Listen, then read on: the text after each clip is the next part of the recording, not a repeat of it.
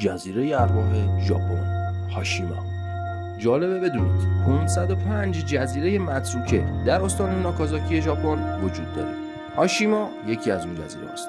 قطعاً هر کدوم از این جزیره ها برای خودشون داستان‌ها و افسانه‌هایی دارن. دونستن این قصه های هر کدوم سرشار از هیجان. در بین همه این جزیره های امروز میریم دنبال کشف جزیره هاشیما.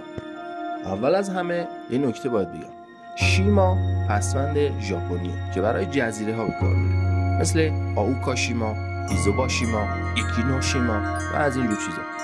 هاشیما یک اسم مستعار دیگه هم داره که به اون گونکانجیما که ترجمه انگلیسیش میشه جزیره کشتی جنگی هم میگن.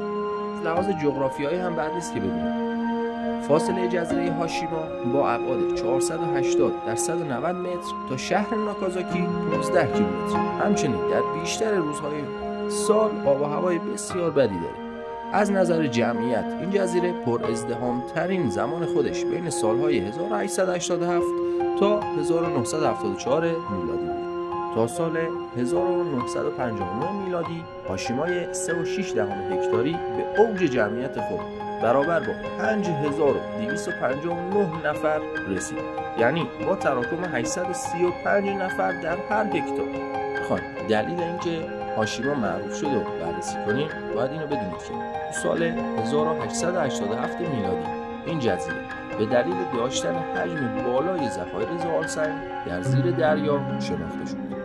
در همان زمان و در حین صنعتی سازی ژاپن، هاشیما به عنوان مرکز استخراج زغال‌سنگ توانایی ایجاد فعالیت‌های معدنی و همچنین مشاغل مربوط رو پیدا می‌کند و همین زمینه شروع به فعالیت نموده و بسیار مشهور میشه. همین قضیه سبب جذب کارگران، خصوصا کارگران معدن بسیاری شد که برای یافتن کار به این جزیره هجوم برده و هر همونجا موندگار شده.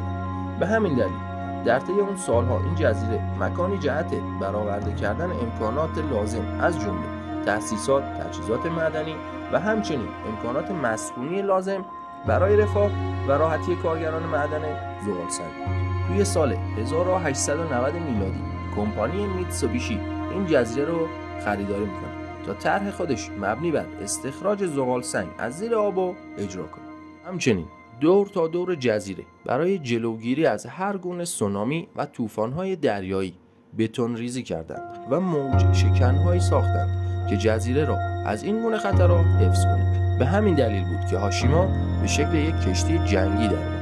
دلیل استفاده از بتون در ساخت این ساختمان‌ها در امان ماندن آنها در مقابل طوفان‌های وحشتناکی بود که گاه و بیگاه جزیره را مورد حمله قرار داد. هاشیما متروکه شد. از اواخر قرن 19 تا اواخر قرن 20 میلادی هاشیما سرشار از زندگی بود. ولی درست در اوج این پویایی دولت ژاپن استفاده از نفت رو به زغال‌سنگ ترجیح داد و این تغییر رویه انرژی از زغال‌سنگ به نفت متروکه بودن ابدی این جزیره رو برای همیشه رقم زد. هولوحوش دهه 60 میلادی با نزدیک شدن به کاهش و تخلیه منابع و فرآورده‌های زغال‌سنگ، معادن مربوط در کل کشور یکی بعد از دیگری بسته شدند.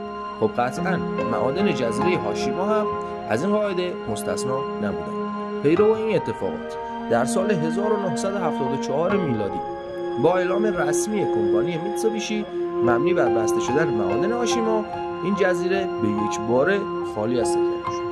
با دیدن تصاویری که از درون ساختمان‌های بتونی جزیره هاشیما گرفته شده میتوان نتیجه گیری کرد که سرعت ترک جزیره توسط ساکنین آن به قدری بالا بوده که آنان تمامی وسایل و اساسیشان را با خود نبردند و اینجوری بود که جزیره هاشیما که روزی میزبان 6000 انسان بوده به یک باره به جزیره ارواح تبدیل شد.